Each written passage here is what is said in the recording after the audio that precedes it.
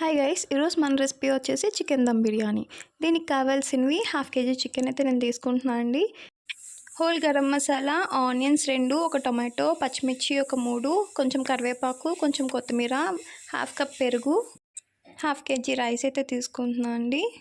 Chicken as usual, ఇంకా salt, garam masala, కారం.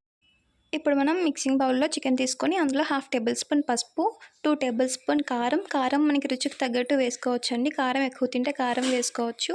1 table spoon salt అయితే వేసుకుంటున్నాను. ఒక 2 టేబుల్ స్పూన్ అల్లం వెల్లుల్లి పేస్ట్ వేసుకొని, ఒక టేబుల్ స్పూన్ ఆయిల్ అయితే వేసుకొని, అందులో కొంచెం కొత్తిమీర, కొంచెం కరివేపాకు వేసుకొని 1/2 కప్ పెరుగు వేసుకోవాలి. ఇప్పుడు మనం దీన్నంతా బాగా కలుపుకోవాలి, ముక్కకు పట్టేటట్టు. ఇలా మ్యాగ్నేట్ చేసుకొని దీన్ని అయితే మనం పక్కన పెట్టుకోవాలి. ఇప్పుడు స్టవ్ ఆన్ చేసుకొని స్టవ్ మీద ప్యాన్ పెట్టుకోవాలి. ప్యాన్ కొంచెం హీట్ అయ్యాక అందులో నేను ఒక 2 టేబుల్ స్పూన్ నెయ్యి అయితే ఫస్ట్ వేస్తున్నాను. తర్వాత అది కొంచెం హీట్ అయ్యాక ఇప్పుడు మనం 1 టేబుల్ స్పూన్ ఆయిల్ అయితే వేస్తున్నాను. ఆయిల్ కూడా మనకి హీట్ అవ్వాలి. హీట్ అయ్యాక హోల్ గరం మసాలా అనేది తీసుకున్నాం కదండి, అదైతే అందులో వేసుకొని బాగా ఫ్రై చేసుకోవాలండి. దీన్ని కలుపుకోవాలి. ఒక 2 మినిట్స్ అటు ఇటు ఇలా వేయించుకుంటే సరిపోతుందండి, ఎక్కువైతే అవసరం లేదు. ఇప్పుడు ఇందులోనే 1/2 కప్ మనం జీడిపప్పు తీసుకొని అందులోనే వేయించుకోవాలి. వేయించుకున్నాక ఇప్పుడు మనం ఆనియన్స్ అయితే తీసుకున్నాం కదండి, ఒక 2 ఆనియన్స్ తీసుకొని చిన్న పీసెస్గా కట్ చేసుకోవాలి. మీడియం పీసెస్లో కట్ చేసుకొని ఇందులో వేసుకొని ఫ్రై చేసుకోవాలండి. అందులోనే మనం ఒక 3 పచ్చిమిర్చిని అయితే వేసుకొని ఇలా బాగా ఫ్రై చేసుకోవాలండి.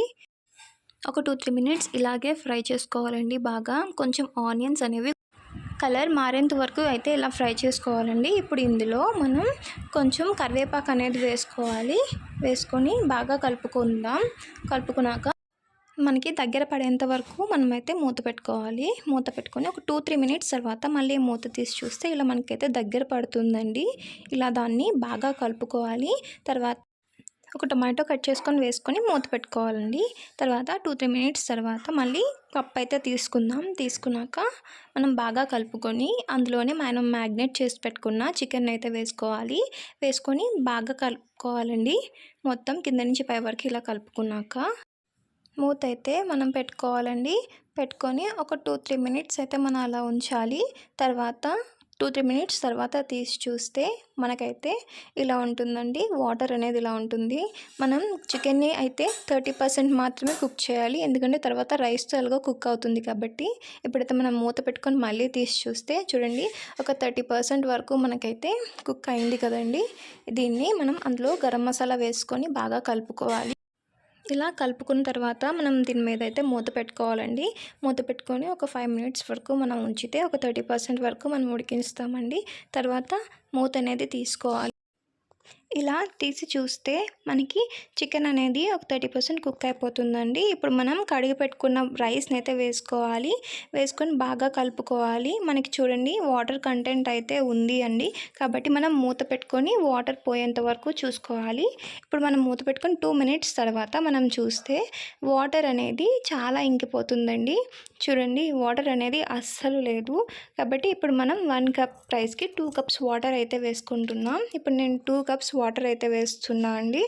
చూడండి, 2 కప్స్ వాటర్ వేసుకున్నాక మనం కారం అనేది అడ్జస్ట్ చేసుకోవాలి. కారం మనకి తగ్గట్టు వేసుకోవాలి.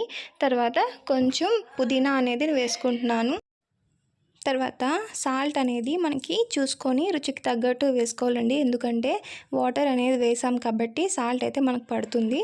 నేను ఇక్కడైతే 1 టేబుల్ స్పూన్ సాల్ట్ అయితే వేస్తున్నాను. ఒక 2 టేబుల్ స్పూన్ వేస్తున్నాను అండి. వేసుకున్నాక కారం కూడా నాకు సరిపోలేదంటే వేసుకుంటున్నాను. వేసుకొని బాగా కలుపుకొని దాన్ని అయితే మనం మూత అయితే పెట్టుకోవాలండి. మూత పెట్టుకొని ఉంచుకోవాలి ఒక 5 మినిట్స్ వరకు. చూస్తే తర్వాత మూత తీసి చూస్తే వాటర్ అనేది ఇలా కెర్లుతుందండి. కెర్లాక మనం కింద నుంచి పై వరకు బాగా కలుపుకొని మళ్ళీ మూత పెట్టుకోవాలి. తర్వాత బిర్యానీలో నుంచి ఆవిరి మనకి బయటికి రాకుండా ఉండడానికి నేను పైన అయితే బరువు అనేది పెట్టుకుంటున్నాను అండి. కొంచెం బరువు పెట్టుకుని అలా ఉంచుకోవాలి. ఉంచుకున్న తర్వాత ఒక 5 మినిట్స్ తర్వాత మనం తీసుకొని చూస్తే ఇలా ఉంటుందండి. కొంచెం వాటర్ అయితే ఉంది కాబట్టి చూడండి, వాటర్ అనేది కొంచెం తగులుతుంది కదా, కాబట్టి ఇందులోనే ఒక టేబుల్ స్పూన్ నెయ్యి అయితే వేసుకుంటామండి.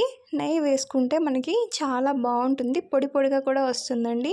నేనైతే ఇక్కడ 1 టేబుల్ స్పూన్ నెయ్యి వేస్తున్నాను. కొంచెం కొత్తిమీర అయితే వేసుకుంటున్నా అండి. కొత్తిమీర వేసుకున్నాక మళ్ళీ మనమైతే కలుపుకొని మూత అయితే పెట్టుకోవాలి. మూత పెట్టుకొని ఒక 2-3 మినిట్స్ తర్వాత మనం చూసినట్టయితే మనకి ఇలా పొడి పొడిగా చాలా బాగా ఉడుకుతుందండి బిర్యానీ అనేది. చూడండి, అస్సలు వాటర్ లేకుండా ఎంత బాగా ఉడికిందో. పీస్ కూడా మనకి చాలా సాఫ్ట్గా ఇంకా బాగా ఉంటుందండి. చూడండి, ఇలా తీసి చూసేసరికి ఎంత సాఫ్ట్గా ఉడికిందో. ఈ విధంగా చేస్తే మనకి బిర్యానీ అనేది పొడి పొడిగా వచ్చి చాలా బాగా ఉడుకుతుందండి. చూసారుగా, ఫైనల్ రెసిపీ అయితే ఇలా వచ్చింది. వీడియో నచ్చితే లైక్ చేయండి, షేర్ చేయండి, సబ్స్క్రైబ్ చేయండి.